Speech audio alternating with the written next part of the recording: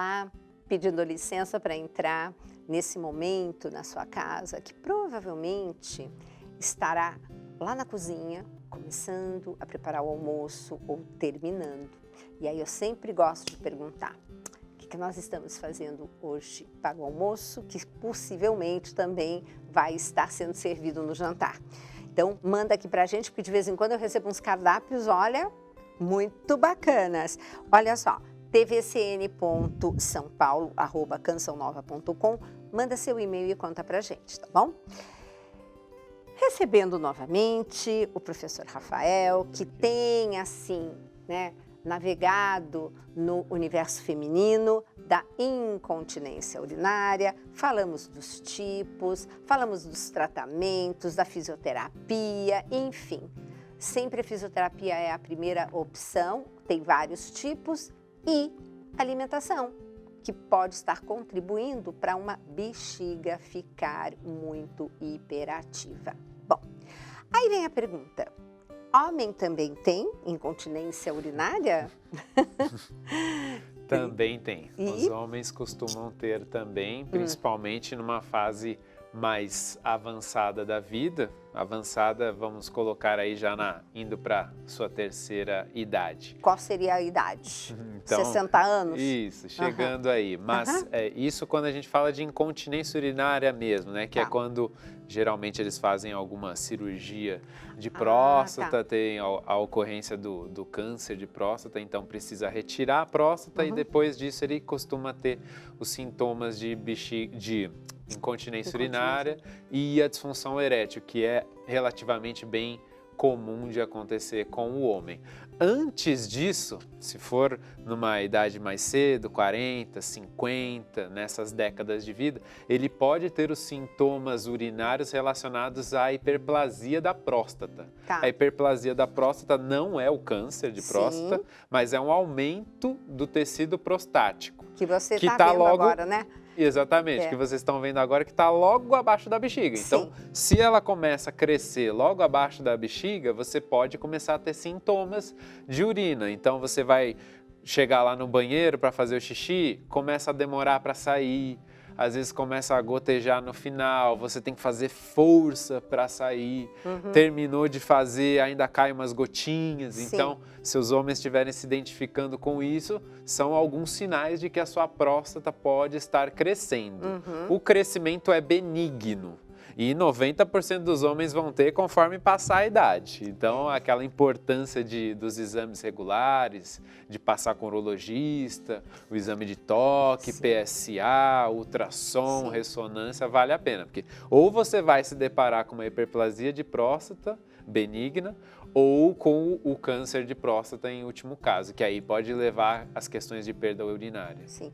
O homem precisa fazer o exame de toque a partir de que idade? Se recomenda naquela faixa dos 40, 50 anos. Se você tem algum histórico de pacientes, familiares de primeiro grau, principalmente o seu pai, o seu avô também, recomenda-se começar uns 10 anos antes da ocorrência que esse familiar teve o câncer dele. Então, se tiver se um pai, enfim, de primeiro grau, né, teve aos 50, você aos 40 já tem que começar a procurar, né, o urologista. E, gente, o exame de toque não substitui nada, nem exame de sangue, nem ultrassom, o PSA, não. É só o toque que realmente nós já tivemos programas ótimos explicando o porquê. Fora essas duas situações, o homem pode ter uma incontinência urinária por uma bexiga hiperativa como a mulher? Pode ter sim. É mais difícil de encontrar um homem assim ou com uma situação de esforço, é bem mais difícil, é bem mais raro encontrar no homem. Porque a anatomia do homem de alguma forma favorece ele a não ter isso. Então a mulher tem mais ocorrência. Sim, perfeito. O professor Rafael estava contando também que muitas vezes no momento de desfraldar uma criança pode ocorrer um trauma. E eu achei interessante, queria muito que você falasse sobre isso, porque tem pais que querem que o filho desfraude assim, rapidinho. Mas é possível fazer isso a partir de que idade? Exatamente. Para responder essa pergunta, é importante a gente considerar o que é fisiológico, o que é normal de qualquer ser humano, seja uma criança, menina ou menino. O fisiológico é, até os 5 anos de idade, essa criança está numa maturação do sistema nervoso dela, incluindo a parte da urina, da micção. Então, ela tem essa maturação, ou seja, até os 5 anos, se ela estiver perdendo xixi na cama, quando vai na casa do coleguinha, na casa do familiar, é totalmente normal. E você não deve repreender essa criança, bater nessa criança, dar bronca nela, porque isso pode gerar traumas futuros. Então, se você quer tentar o desfraude dela, você tem que considerar isso. Até os 5 é normal. Tá. Se você tentar fazer antes, igual muita gente faz, com 2, 3 anos, tem criança que consegue, ok.